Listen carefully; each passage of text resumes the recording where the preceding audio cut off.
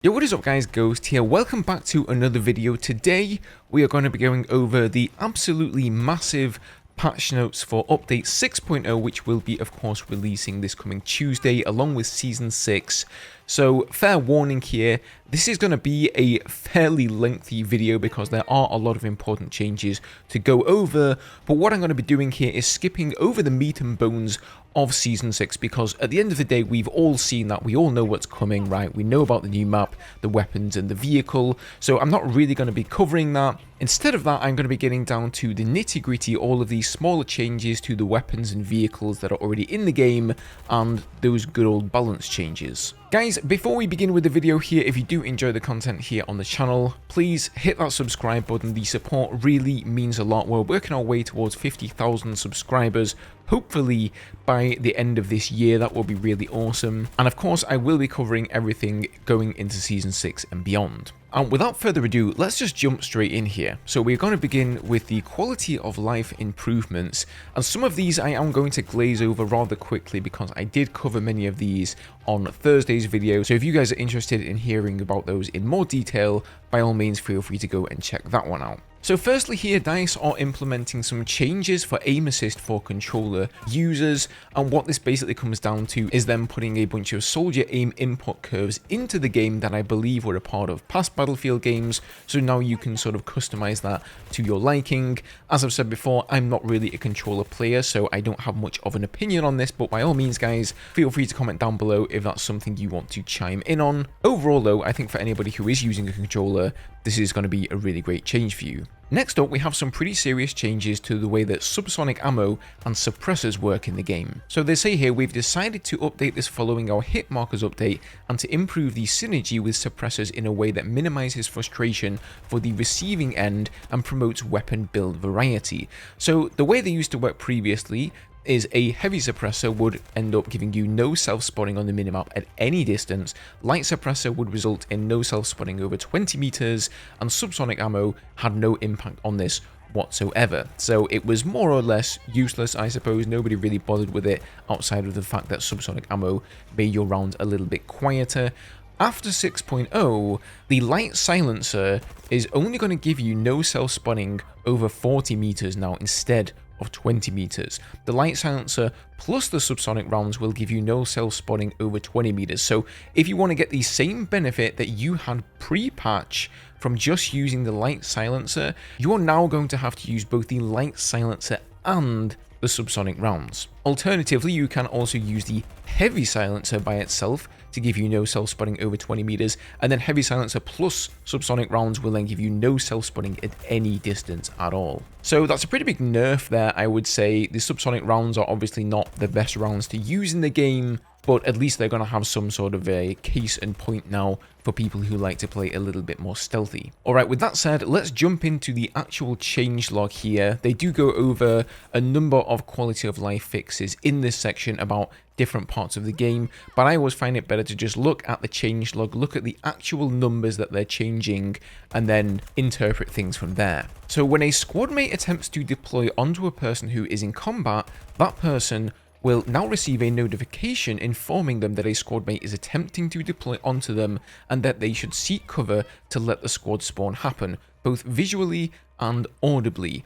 That I think is a really good change. I think we've all been in that situation in Battlefield 2042, especially with the lack of that first-person camera that we've had in some of the past games, where you try to spawn on a squad mate, you don't really know if he's in danger or not, outside of the fact that he may or may not be in combat, and now this is going to send a visual and audio clue to that player telling them that, hey, your squaddy is trying to spawn on you, so maybe instead of pushing the objective, you should just hang back, wait until you're out of combat, and let that squaddy spawn in. Obviously, I'm not sure how well this is going to work in practice. Teamwork has not been everybody's strong suit in this game, I'll be the first person to admit that, but at least now people have the option. When performing a revive, attempting to fire or ADS will now cancel the revive action.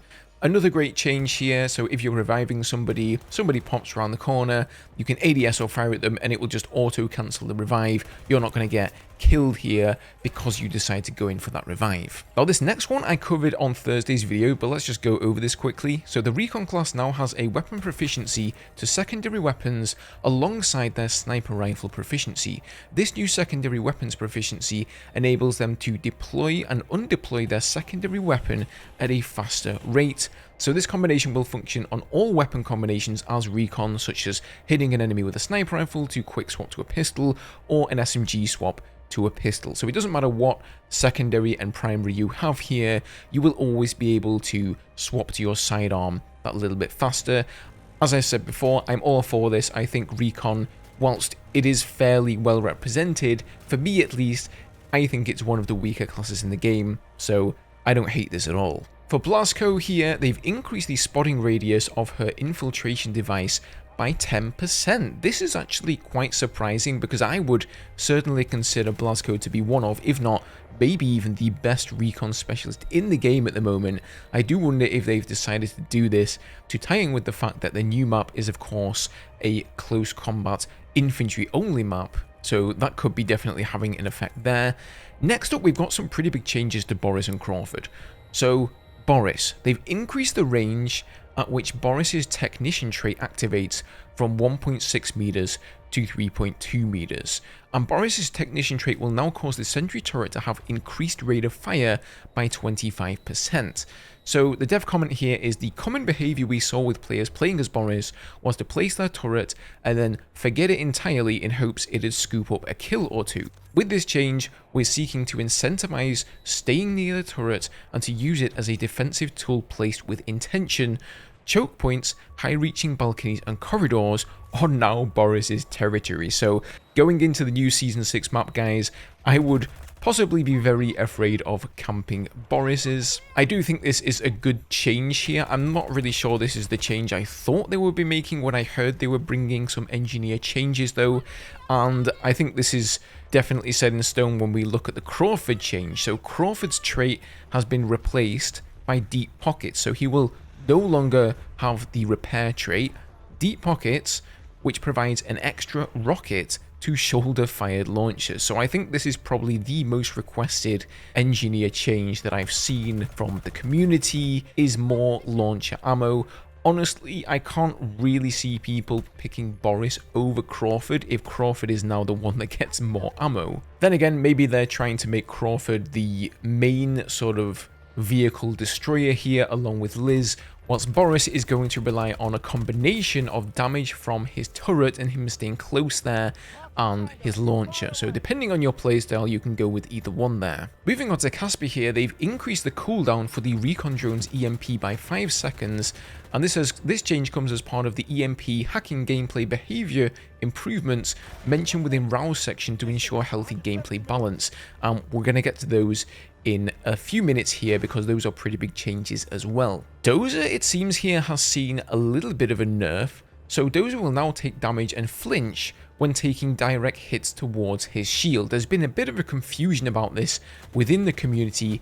This is not pertaining to damage from bullets or regular weapons. They are specifically talking about the flinch damage he takes when he takes a tank shot, an RPG shot. It seems that he wasn't flinching correctly here when he took a direct hit towards the shield, and that should now be the case. He's also seen some additional balance improvements regarding his movement. So rotation speed has been decreased a little bit there.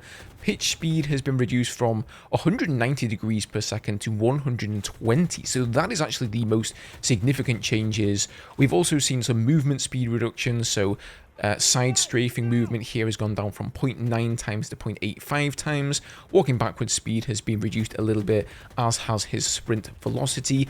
Those are all fairly negligible. They're nothing huge, but that pitch speed there reduced from 190 degrees per second to 120 is, I would argue, the biggest change for Dozer here. Now, Mackay 2 has finally seen a bit of a nerf, probably quite long coming, this one here. So they've reduced the maximum range of Mackay's grappling hook by 17%, and they've reduced the speed at which the grapple hook reaches maximum length after being fired by 25%. So we've made these changes to reduce the number of scenarios Mackay could use his grapple hook to get to unintended locations, as well as to reduce what we call the 360 problem, which means you can die from 360 degrees of the level around you, which makes it difficult to assess where the danger is coming from.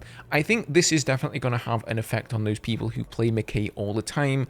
Some places that you were just able to reach, Catalyst mentioned this as we were going over these notes on stream yesterday. For example, the top of the ship on Stranded, I believe you could reach that with Mackay's grappling hook.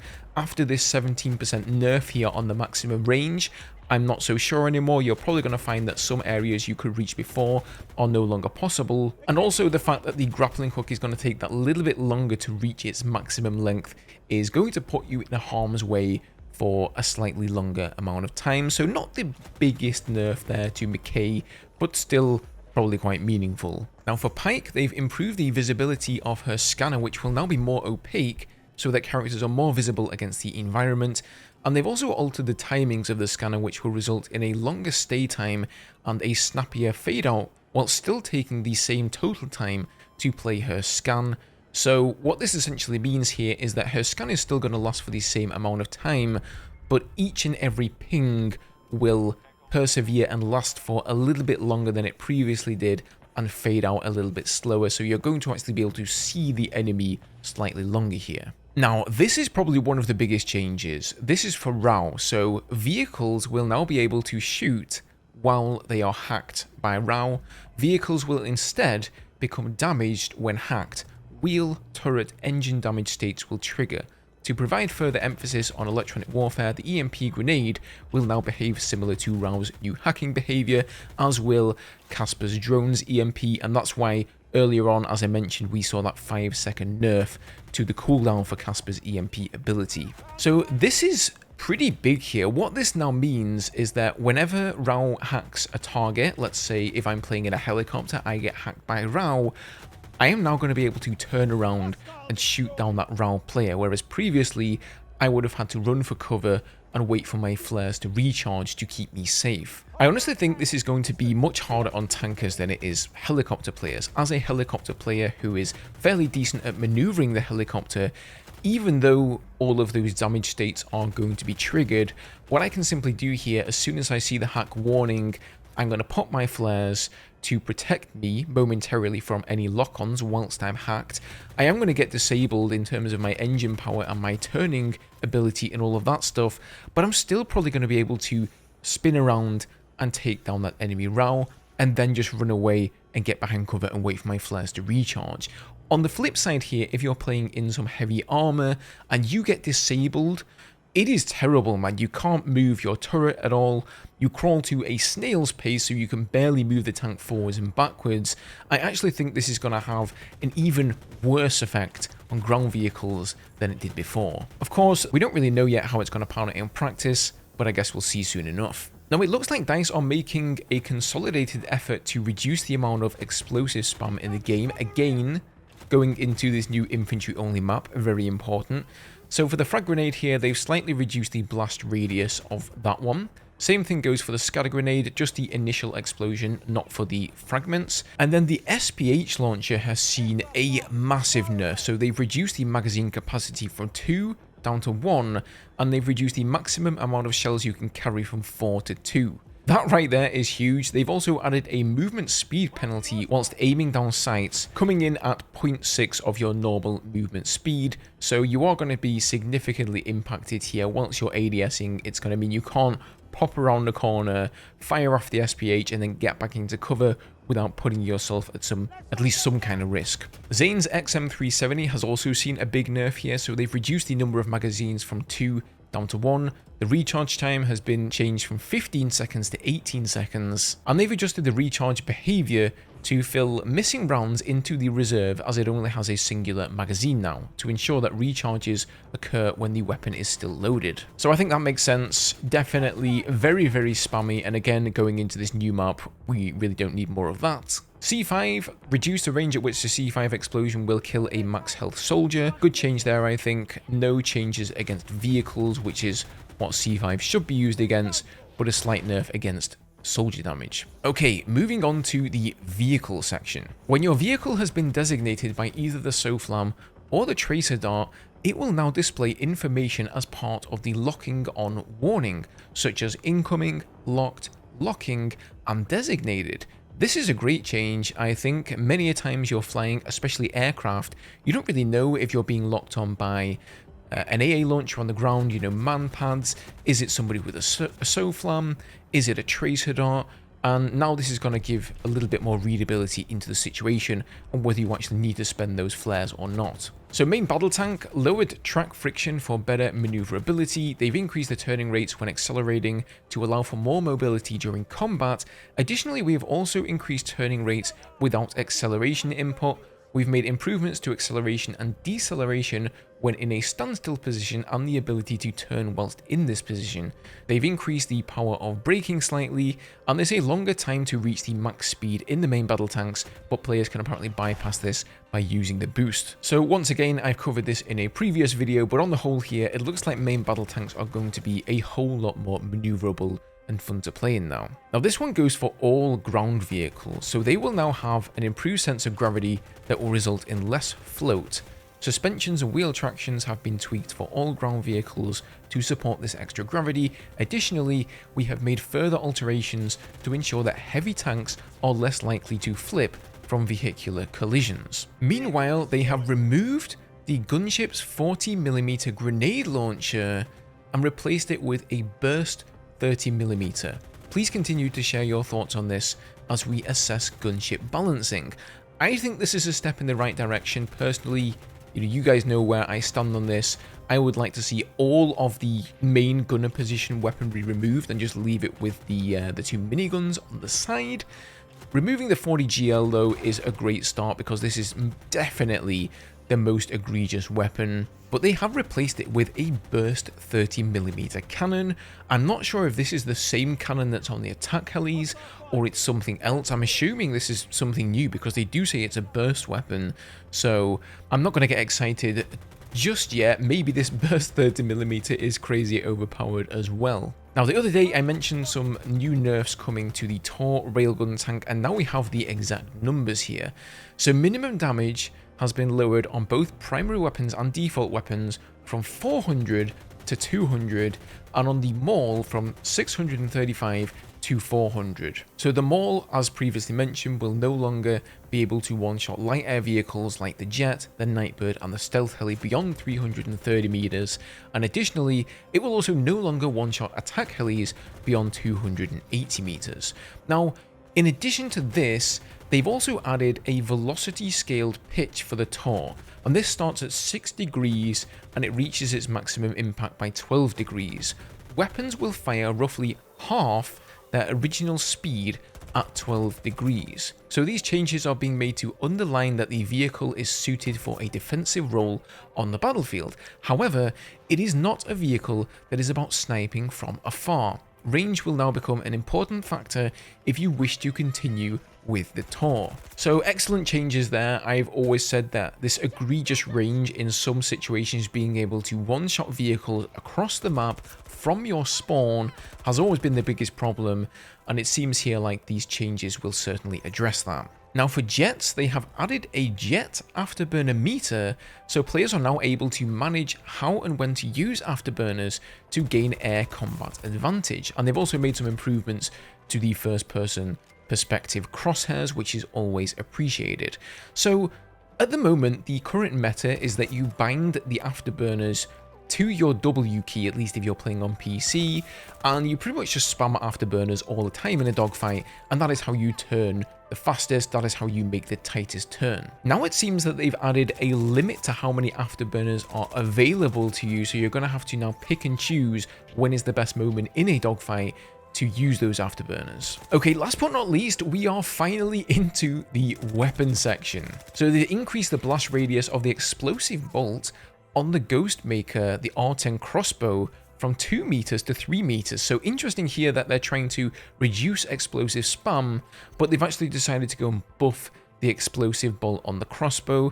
I think it's time I revisit that weapon and give it another look in that case. They've removed the headshot multiplier from the 12mm auto and the MCS 880 to be in line with other shotguns, so using slugs on this thing now and getting headshots, definitely not going to be as good as it was before. The P90 has had its dispersion increased, the PP29 has had its dispersion while moving fixed, apparently it was using the incorrect lower values before. And finally here we get to the big LMG rework. So I think DICE realized here that the LMGs just had too much dispersion, they really aren't able to compete against the SMGs and the assault rifles, and so they've made some pretty big changes to them. They've reduced the initial dispersion penalty when moving while standing, crouching and prone. They've slightly increased the time it takes for recoil to fully reset overall, where on average it will now take a bit longer than for ARs. The intention here is that LMGs will now be more accurate and reliable over longer distances, and their close quarter agility will be slightly lower. And this is further split into two groups with a very minor difference between the two: the fast ones, the Avances, the RPK and the XM8, and then all of the other standard ones. So that's for all of the LMGs, and then here specifically we've got some changes to some of them. So the PKP here has slower dispersion increase, and I'm not going to put all of these in the video, but just know it says this for every single LMG in the game, slower dispersion increase, so that there is a change across the board. On top of that though, they've decreased the vertical recoil multiplier by 20% for the first 2 shots to improve bursting capability, but they've actually increased vertical recoil overall by 5%. For the M240B, they've reduced vertical recoil by 5%. Initial shot recoil multipliers have been redone for this weapon here from scratch to improve sustained fire stability. So I think it's definitely going to be time to revisit the M240B there. The RPT31 has vertical recoil increased by 8%, slower dispersion increase.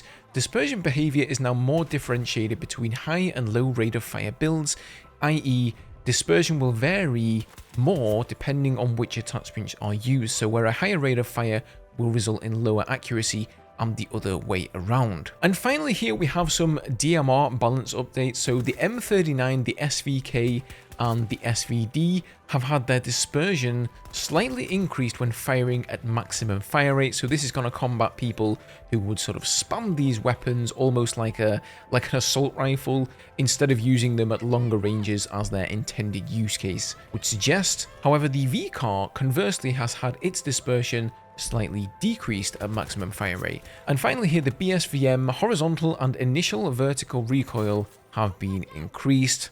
I think that's definitely warranted. The BSVM has been one of the best weapons in the game for a long time, so I think that's fair there. That was a long one, guys. If you managed to stick it out all the way to the end of the video, well done. As always, guys, leave all your thoughts on this down below. I can't wait to jump into Season 6 next Tuesday. I will most likely be streaming the game over on Twitch, and I have indeed been streaming 3 times a week now, Mondays, Wednesdays and Fridays. So if you guys are interested in that, leave me a follow over there, come by and play a few rounds with me. But otherwise, thank you guys for watching today. Special thank you to my members and Twitch subscribers for the additional support. Don't forget to subscribe here if you want to see more content on Battlefield Season 6, guys. Have a good one, and I'll see you in the next video.